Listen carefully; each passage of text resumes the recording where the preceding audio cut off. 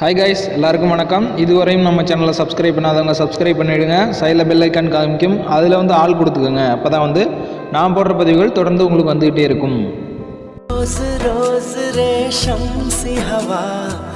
நம்ம இன்னைக்கு இந்த மாதிரியான ஒரு ட்ரெண்ட்லியான சாங் தான் பார்க்க போகிறோம். சரி வாங்க வீடியோக்குள்ளார போகலாம். ஃபஸ்ட்டு உங்களுடைய அலைட் மோஷன் அப்ளிகேஷனை ஓப்பன் பண்ணிங்க. ப்ளஸ் சிம்பிளை கிளிக் பண்ணிவிட்டு நீங்கள் என்ன ரேஷியோவில் வீடியோ எடிட் பண்ண போகிறீங்களோ அதை செலக்ட் பண்ணிங்க. நான் 1:1 அந்த ரேஷியோவில் வீடியோ எடிட் பண்ண போகிறோம். ஸோ அந்த ரேஷியோ செலக்ட் பண்ணிக்கிறேன். செலக்ட் பண்ணிவிட்டு க்ரியேட் ப்ராஜெக்ட் கொடுத்தா இப்படி தான் வரும். இப்போது வந்து ப்ளஸ் சிம்பிளை கிளிக் பண்ணி இமேஜ் அண்ட் வீடியோன்னு இருக்கு பார்த்தீங்களா, அதை கிளிக் பண்ணி வியூ ஆல் கொடுத்துட்டோம்னா நம்மளோட கேலரி ஓப்பன் ஆகும். அதில் போய்ட்டு நீங்கள் என்ன பேக்ரவுண்ட் இமேஜ் செலக்ட் பண்ண போகிறீங்களோ செலக்ட் பண்ணிக்கோங்க. நான் செலக்ட் பண்ணிக்கிறேன். செலக்ட் பண்ணிவிட்டு மேலே உள்ள 3 டாட் பட்டனை கிளிக் பண்ணி ஃபுல் ஸ்க்ரீன் கொடுத்தோம்னா நம்ம ஸ்க்ரீன் சைஸுக்கு அந்த ஃபோட்டோ அவரேஜ் ஆகிடும். மூவ் அண்ட் ட்ரான்ஸ்ஃபார்மை யூஸ் பண்ணி இன்னும் கூட நம்ம சைஸை எக்ஸ்பேண்ட் பண்ணிக்கலாம், அல்லது மேலே கீழே அப் அண்ட் டவுன் பண்ணி இமேஜை நம்ம ரேஷியோக்கு ஏற்ற மாதிரி அட்ஜஸ்ட் பண்ணி வச்சுக்கலாம். இப்படி உங்களுடைய இமேஜ் வந்து சரி பண்ணி வச்சுக்கோங்க. இப்போ மறுபடியும் ப்ளஸ் சிம்பிளை கிளிக் பண்ணிவிட்டு நீங்கள் என்ன ஆடியோவை செலக்ட் பண்ண போகிறீங்களோ செலக்ட் பண்ணிங்க. நான் இப்போது என்னோடய ஆடியோவை செலக்ட் பண்ணிக்கிறேன். செலக்ட் பண்ணிவிட்டு எதோட தேவையோ அதை மட்டும் நான் கட் பண்ணி இப்போ எடுத்துக்கிறேன்.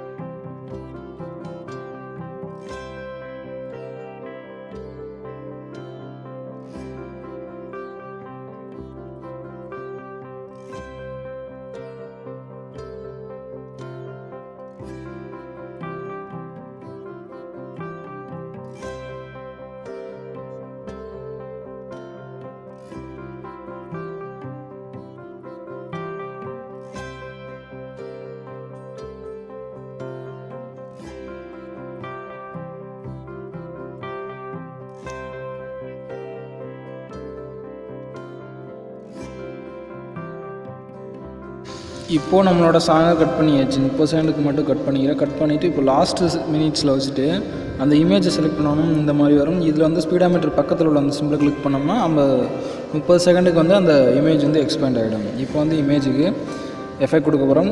எஃபெக்ட் போய்ட்டு ஆட் எஃபெக்ட் பாங்க. ஆட் எஃபெக்ட் போய்ட்டு மூவ் அண்ட் ட்ரான்ஸ்ஃபார்ம் போய்ட்டு அதில் வந்து ஆசிலேட் அப்படின்னு ஒன்று இருக்குது பார்த்தீங்களா, அதில் கிளிக் பண்ணிவிட்டு இதில் வந்து 25 சம்திங் வச்சுக்கோங்க.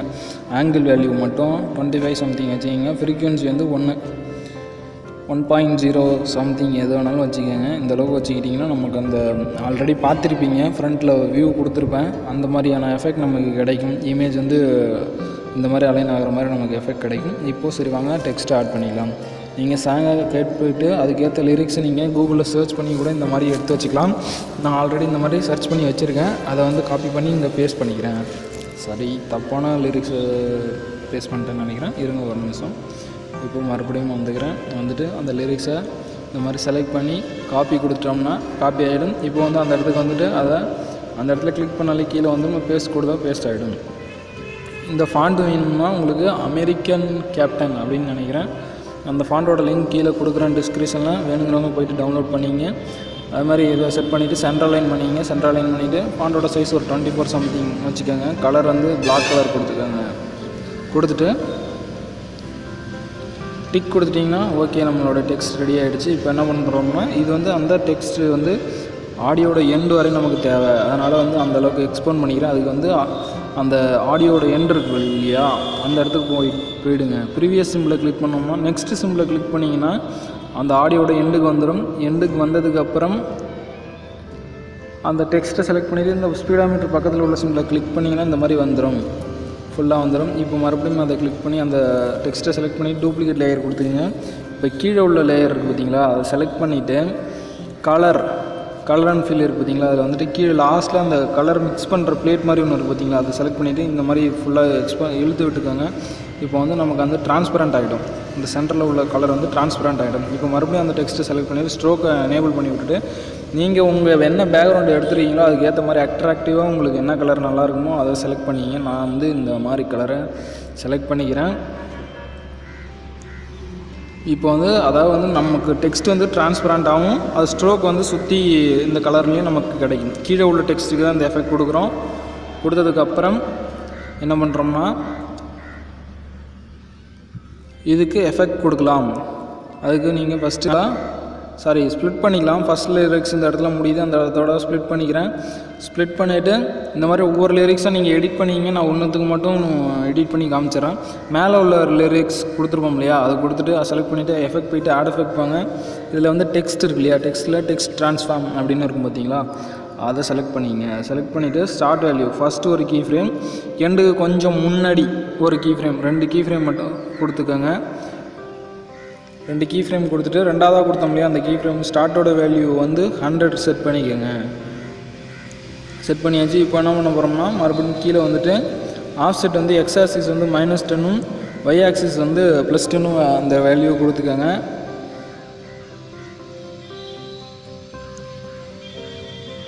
அதுக்கப்புறம் இது ஆல்ஃபா வேல்யூ வந்து -1.000 அதாவது -1000 கொடுத்துக்கோங்க. அதேமாதிரி ஈஸியின் +100 ஈஸி அவுட் இந்த சைடு 100 கொடுத்துக்கோங்க. அதுக்கப்புறம் ஓவர்லேப் வந்து 1000% கொடுத்துக்கோங்க. கொடுத்தாச்சு. நம்மளோட மேலே உள்ள லிரிக்ஸுக்கான அந்த எஃபெக்ட் கொடுத்து முடித்தாச்சு. அவ்வளோதான்.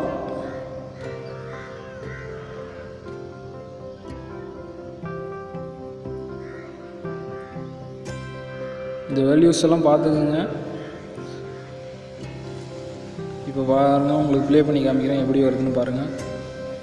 இந்த மாதிரி எஃபெக்ட் நமக்கு கிடைக்கும். இப்போ வந்து பின்னாடி உள்ள அந்த கீழே உள்ள டெக்ஸ்ட்டுக்கு அனிமேட் பண்ண போகிறோம். அதுக்கு வந்து கீழே உள்ள லிரிக்ஸை செலக்ட் பண்ணிங்க. எஃபெக்ட் போய்ட்டு ஆட் எஃபெக்ட் போங்க. ஆட் எஃபெக்ட் போய்ட்டு டெக்ஸ்ட்டில் வந்து டெக்ஸ்ட் ட்ரான்ஸ்ஃபார்ம் மறுபடியும் அதே தான் கொடுக்க போகிறோம். அதுக்கு வந்து கீழே வந்து ஆஃப்செட் வேல்யூ வந்து ஃபஸ்ட்டு நீங்கள் ஸ்கேல் வேல்யூவை இன்க்ரீஸ் பண்ணிக்கோங்க. அந்த நம்மளோட ஸ்க்ரீன் சைஸுக்கு ஆவரேஜ் ஆகிற மாதிரி அதை இன்னும் எக்ஸ்பேண்ட் பண்ணிங்க. நான் வந்து ஒன் கொடுத்துக்கிறேன், 1 பாயிண்ட் சம்திங் 1 கொடுத்துக்கிறேன். இப்போ வந்து ஆஃப்செட் வேல்யூ இதில் வந்து 2 கீ ஃப்ரேம் கொடுக்க போகிறோம். ஃபஸ்ட்டு எடுத்தோன்னா ஆஃப்செட்டை செலக்ட் பண்ணிவிட்டு ஃபஸ்ட்டில் ஒரு கீ ஃப்ரேம் கொடுத்துக்கோங்க. கீ ஃப்ரேம் கொடுத்துட்டு இந்த வந்து எக்ஸோட வேல்யூவை மைனஸில் கொண்டு வந்தீங்கன்னா அந்த டெக்ஸ்ட் வந்து இந்த சைடு ஃபுல்லாக மறைகிற மாதிரி ஹைட் ஆகிற மாதிரி ஒரு எஃபெக்ட் கிடைக்கும். அந்த மாதிரி அந்தளவுக்கு கொண்டு போய் வச்சுக்கிட்டு விட்டுருங்க. அதுக்கப்புறம் என்ன பண்ணுறோம்னா ஆஃப்செட் வேல்யூ மறுபடியும் அந்த லிரிக்ஸோட எண்டுக்கு கொண்டு வந்து அந்த இடத்துல ஒரு கீ ஃப்ரேம் கொடுத்துக்கோங்க. அந்த இடத்துல ஒரு கீ ஃப்ரேம் கொடுத்துட்டு அதே மாதிரி இது ப்ளஸில் வர்ற மாதிரி இந்த சைடு அந்த வேல்யூவை ப்ளஸ் பண்ணிங்கன்னா அந்த டெக்ஸ்ட் வந்து இந்த சைடு வந்து ஹைட் ஆகிற மாதிரி ஒரு எஃபெக்ட் நமக்கு கிடைக்கும். இந்த மாதிரி கொடுத்துக்கோங்க.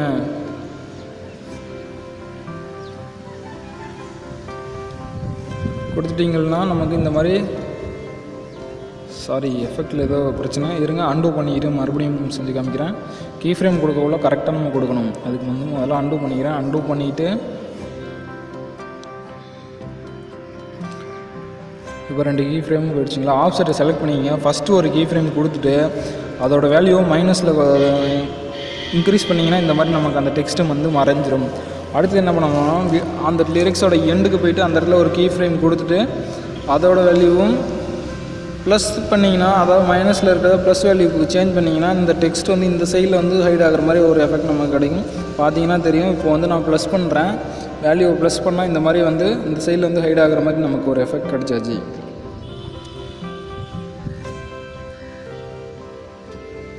அவ்வளோதான்.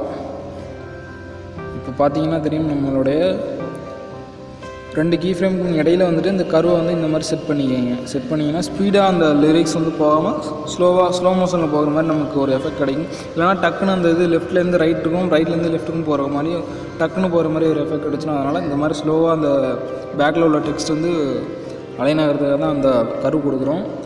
இந்த மாதிரி செட் பண்ணிங்க. அடுத்தடுத்த லிரிக்ஸை எடிட் பண்ணிவிட்டு அந்த எஃபெக்ட் போய்ட்டு 3 டாட் பட்டனை கிளிக் பண்ணி காப்பி எஃபெக்ட் பேஸ்ட் எஃபெக்ட் கொடுத்தீங்கன்னா நமக்கு கிடச்சிரும். இந்த வீடியோ உங்களுக்கு கண்டிப்பாக பிடிச்சிருக்குன்னு நினைக்கிறேன். பிடிச்சிருந்தா லைக் பண்ணுங்கள், ஷேர் பண்ணுங்கள், கமெண்ட் பண்ணுங்கள். மறக்காமல் நம்ம சேனலை சப்ஸ்கிரைப் பண்ணிவிடுங்க.